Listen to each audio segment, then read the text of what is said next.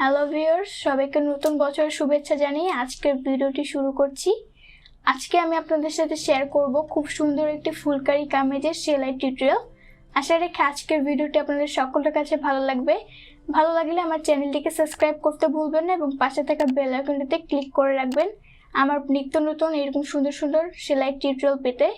তো কথা না বাড়িয়ে চলুন মূল ভিডিওটি শুরু করা যাক।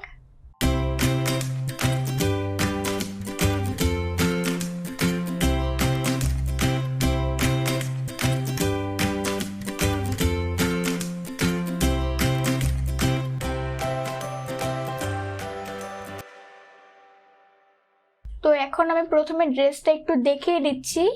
গলার কাজটা এরকম হবে লম্বা করে, খুব সুন্দর একটি ফুলকারি কাজ।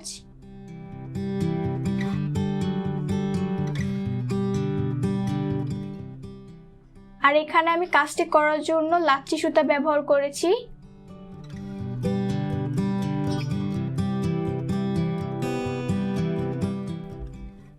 আর এখানে আমি লাচ্ছি সুতা বড় রোলটা ব্যবহার করেছি। পাতা করার জন্য এখানে আমি দুইটা শেড ব্যবহার করেছি, সবুজ কালার এবং টিয়া কালারের। এরকম করার জন্য দেখা যায় ড্রেসটার লুকটা একটু অনেক সুন্দর দেখায়। এবং ডালগুলো করার জন্য আমি ডিপ সবুজটা ব্যবহার করেছি। মূলত আমি পাতা এবং ডালের কাজের জন্য 3 ধরনের সবুজ ব্যবহার করেছি। ফুলগুলো করার জন্য আমি মাল্টি কালার সুতা নিয়েছি। আপনারা এখানে যে কোনো ধরনের পছন্দ কালার সুতা নিতে পারেন। এখানে আমি বেগুনি, গোলাপি এবং নীল কালার এবং হলুদ কালার, লাল কালার মিক্স করে করেছি। এক একটা এক এক রকম ফুল দিয়েছি। এই যে দেখতে পাচ্ছেন আপনারা। এখানে আমি 7 নাম্বার সুই ব্যবহার করেছি সেলাইয়ের জন্য।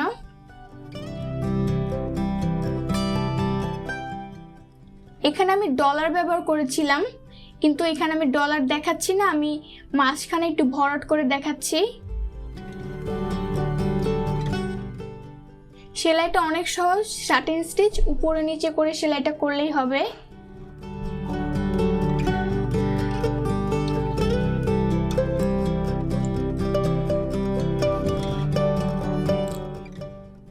আমার ভিডিওগুলো যদি আপনাদের বুঝতে কোনো জায়গায় অসুবিধা হয় অবশ্যই আমাকে কমেন্ট বক্সে জানাবেন।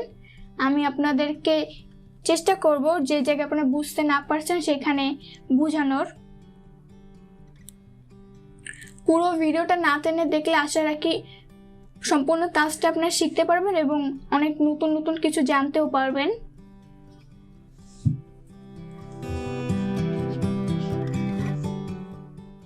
পরবর্তী ভিডিওতে আমি এটার ড্রয়িংটা এবং কমপ্লিট লুক দেখতে কেমন হচ্ছে সেটা আমি শেয়ার করে দিব। সেই পর্যন্ত দেখতে হলে অবশ্যই আমার চ্যানেলটিকে সাবস্ক্রাইব করে রাখতে হবে এবং পাশে থাকা বেল আইকনটিতে ক্লিক করে রাখবে প্রত্যেকটি ভিডিওর নোটিফিকেশন খুব সহজেই পাওয়ার জন্য।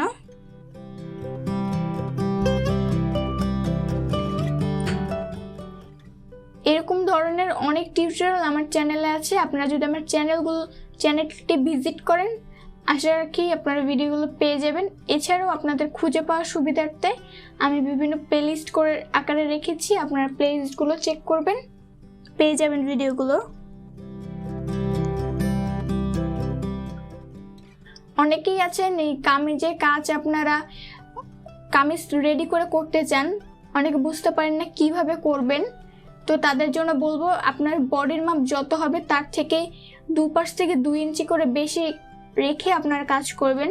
কাজ করার পর অনেকটা কাপড় টেনে যাবে, ধোয়ার পরে টানবে, আয়রন করার পরে দেখা যাবে 2-1 ইঞ্চি এমনিতেই ছোট হয়ে যাবে। তো আপনারা সাইড থেকে একটু বেশি কাপড় আগে থেকে রেখে নেবেন।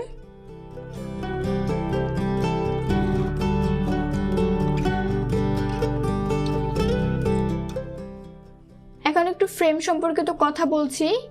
অনেকেই আছে ফ্রেম নিয়ে অনেক সমস্যায় ভোগেন। আমিও প্রথম এই ধরনের সমস্যা ফেস করছি। আপনারা সবসময় কাঠের ফ্রেম ইউজ করার চেষ্টা করবেন। যদিও আমি প্লাস্টিকের ফ্রেমটা ইউজ করি, আমার এই প্লাস্টিকের ফ্রেমটা অনেক বড়, 1 বছরেরও বেশি সময় ধরে এটা ব্যবহার করছি। কিন্তু কাঠের ফ্রেম ব্যবহার করলে দেখা যায় কাপড়ের সেলাইগুলো সুন্দর হয়, একদম ফ্রেমে কোনো সমস্যা হয় না। আসলে আপনার কেনার সময় অবশ্যই দেখে কিনবেন, টাইট দেখে এবং অনেক দিন টেকসই হবে এরকম ধরনের ফ্রেম কেনার চেষ্টা করবেন। তো আমার এই প্লাস্টিকের ফ্রেমটা অনেক ভালো, 1-1.5 বছর ধরে ব্যবহার করছি, কোনো সমস্যা হয়নি। অনেক সময় দেখা যায় ভালো পাওয়া যায় প্লাস্টিকের ফ্রেম, কিন্তু চেষ্টা করবেন কাঠের ফ্রেমগুলোই ব্যবহার করার। এরকম করে আপনারা পুরো ফুলটা কমপ্লিট করবেন শার্টিন স্টিচ দিয়ে। সেলাইটা খুবই সহজ এবং খুব তাড়াতাড়ি হয়।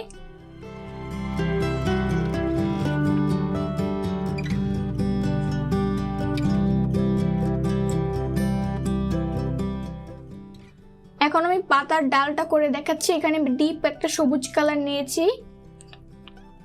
ডাল স্টিচ দিয়ে আমি ডালগুলো করব।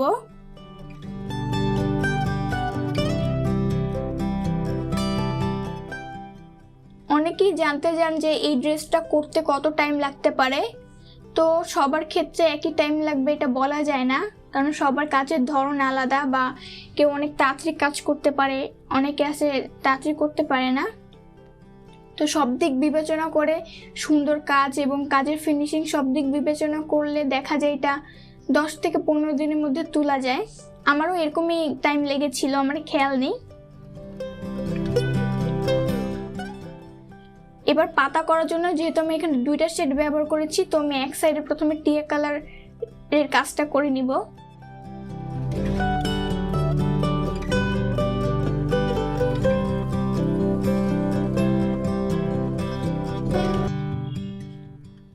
এখানে আমি সাইন পেন ব্যবহার করে আর্ট করেছি। অনেকেই আছেন যে সাইন পেন ব্যবহার করতে চান না বা অন্য কিছু ব্যবহার করতে চান, সেক্ষেত্রে আপনারা পেন্সিল ব্যবহার করতে পারেন। যদি সরাসরি কাপড়ে আঁকেন অবশ্যই HB6 পেন্সিল নেওয়ার চেষ্টা করবেন। আপনারা যদি অরেঞ্জ কালার কাপড় উপরে কাজটা করতে চান অবশ্যই এই কালার কম্বিনেশনে করলে ভালো লাগবে। এছাড়াও আপনাদের পছন্দ অনুযায়ী করতে পারেন। যদি আপনাদের কালার কম্বিনেশন নিয়ে কোনো সমস্যা থাকে সেটা আমাকে কমেন্ট বক্সে জানাতে পারেন। আমার যদি জানা থাকে অবশ্যই আমি সাহায্য করব।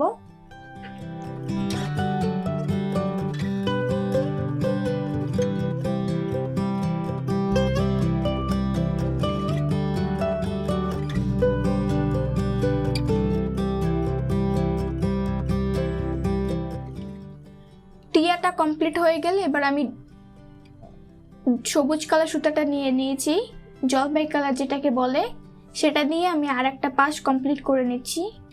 আপনারা চাইলে এখানে একটা কালার সুতা ব্যবহার করতে পারেন এবং কাজ শেষে অবশ্যই কাজের ওয়াশ করার পরে আয়রন দিবেন।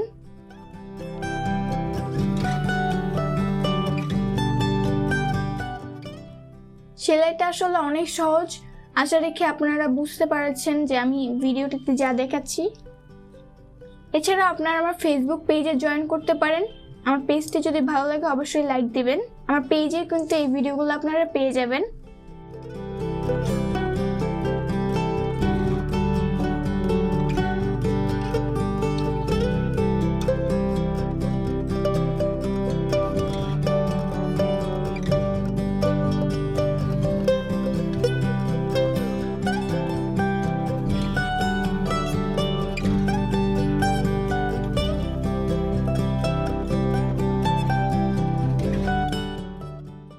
এরকম করে আপনারা পুরো পাতা এবং পুরো ড্রেসটা কমপ্লিট করবেন।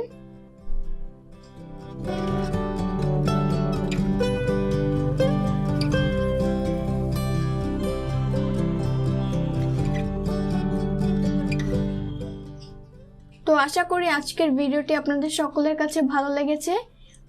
ভালো লাগলে লাইক কমেন্ট শেয়ার করতে ভুলবেন না। সেই সাথে আমার চ্যানেলটিকে অবশ্যই সাবস্ক্রাইব করে রাখবেন নিত্য নতুন এরকম সেলাই ভিডিও পেতে। সবাই সুস্থ থাকবেন, ভালো থাকবেন। ধন্যবাদ।